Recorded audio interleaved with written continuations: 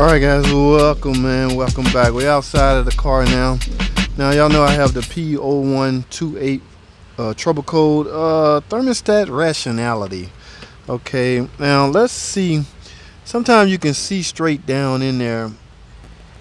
If you look down closely, thermostat rationality, what that stands for, thermostat could be stuck open, or if it was stuck closed, you likely would overheat. But as far as in most cases, they're stuck open and they're just simply not working, and the computer can't dictate that. Okay, you got to keep in mind, guys, when you first start the car up in the morning, the engine is trying to reach operating temperature as quickly as possible. Okay, and one of the requirements to do that is the cooling system will have to be working as designed. Okay, so now what I got is a this is a Mopar OEM thermostat. Y'all know the typical thermostat that go in the PT Cruiser. They have the gasket built on.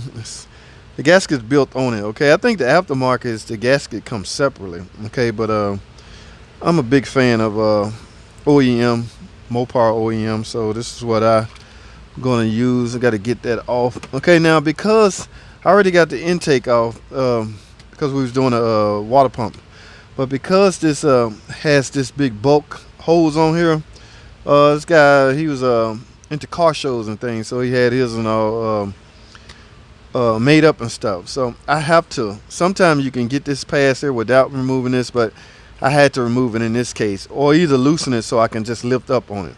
That's the only way you're gonna clear these big bulk hoses right here. Okay, no big deal. You just remove, these are 8mm bolts. Just take them all out, and you can simply put some under it just to hold it up and give you some leeway. In fact, I use an old water bottle I have right here. See how much clearance I have now? So now when I take the bolts off, I can lift straight up. Okay guys, so let's get this bolt off, get these bolts off. These are no more than two 10mm bolts. Okay, one right there and one right there. Let's get both of these off.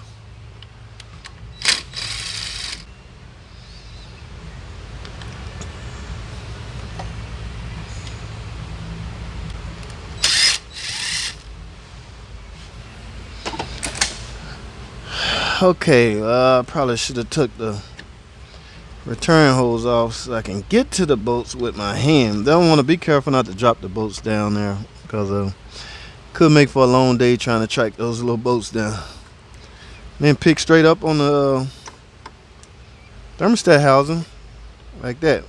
See how much room you got because you simply lift this up. A lot of guys will fight with this, man. It's so easy to just simply loose all the intake bolts or the manifold bolts and pick up on it. Now I've been known to do it without lifting up on it. Just for this demonstration, I figure I'll show you guys. And guys, whoa, take a look at this thermostat, guys.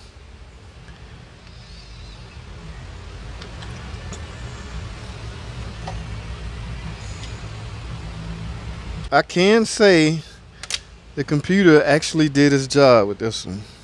Y'all see that? That thermostat, ladies and gentlemen, is stuck open. Okay, now it's not wintertime right now, so nobody's really using a heater right now. But if it was wintertime and this customer turned their heat on, it likely would not get hot because the thermostat is stuck open, which means the coolant doesn't have much of a chance to accumulate the heat. Okay, so with this thermostat being stuck open, coolant would just continue to flow. Okay, it won't even hang around in the engine long enough to get heat, to get hot. Okay, so, oh yeah, the computer actually did its job. I mean, does that mean because if you had a P0128 and your thermostat was not stuck open, does that mean the computer didn't do its job? Okay, no, this code is called thermostat rationality. Now, back in the day, there used to be a code called too cold, too long. Engine running too cold, too long, meaning likely your thermostat stuck open. Okay, so guys would directly go straight to the thermostat. But so in reality, they're using this code here the same way. It's all about the name of the code. They called it thermostat rationality. Back in the day, it was the engine too cold, too long. So they've came through a bunch of names. But yeah, look at that. Okay, but we won't have that problem with this new OEM. Okay, I don't know who make this thermostat, but it is stuck open, guys. So what I'm gonna do now, thing about this thermostat, guy, there's an indentation in the housing. Y'all see this little white tab right here? My thumb at. Okay, it sets up in that indentation. I can't flip this over because I have it on the car, but you can feel the indentation with your index finger. Just set this in place, okay, and then set the housing down flush with the thermostat base, and then tighten the bolt back down. You should be fine. Okay, from there, guys, just erase the fault code, and if you lost any coolant, refill your system back up with coolant. And last but not least, guys, test drive.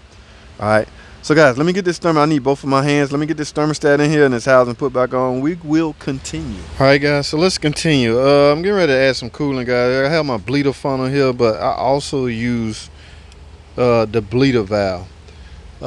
These little PT Cruisers do have a screw to where you can open it and bleed the coolant system. Okay, so I will use both.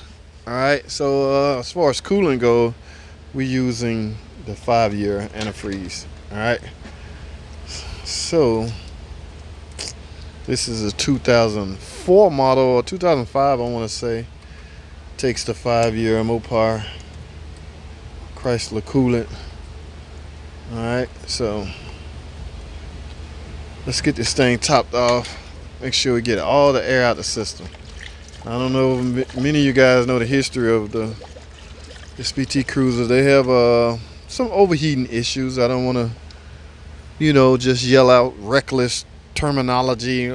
Notorious for blowing head gaskets. No. They're notorious for things that will make the car overheat, such as a fan or something going out. And what happens is people continue to drive it too long and eventually warp the cylinder head, which makes them conclude that the head gasket is blown because it's a piece of junk car. No, guys, that's not. That reckless terminology just irks me, man. PT Cruisers are not known for blowing head gaskets. In fact, this car is equipped with a multi-layer steel head gasket. It is, I'm not going to say impossible, but it is very hard to blow a multi-layered steel head gasket. All right, guys, let me point something out to you real quick, okay, what I just discovered about this car. Y'all see down there, I have the bleeder screw totally out, right?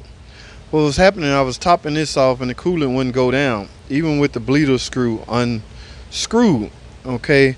So I kept backing, coolant still staying up, backing. I said, forget it. I just took it all the way out and the coolant dropped down. Typically what that indicates is your bleeder screw is stopped up.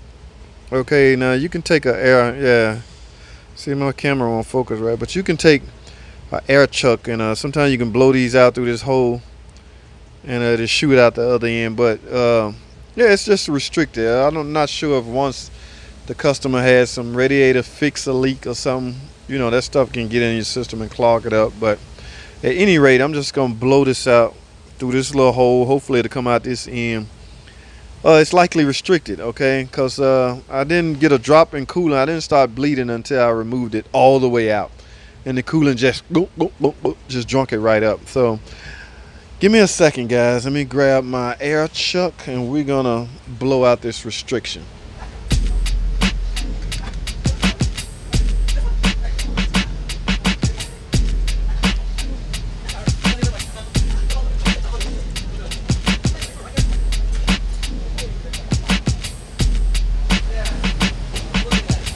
Alright, guys, as you can see, I'm now bubbling. Before, it just stood there at a standstill, okay? So with that bleeder screw, the restriction going out of that bleeder screw, now I can properly bleed the coolant system. Alright, so guys, I'm gonna finish this job up. In the sense of leaving this video open, I'm starting to get some behind the audio chatter, so I'm gonna go ahead and cut this video short. All I gotta do is top it off, go drive it, verify it's not overheating, and we're done. Alright guys, that's all I have. Thanks for watching. Comment, subscribe, and I'll see y'all in the next video.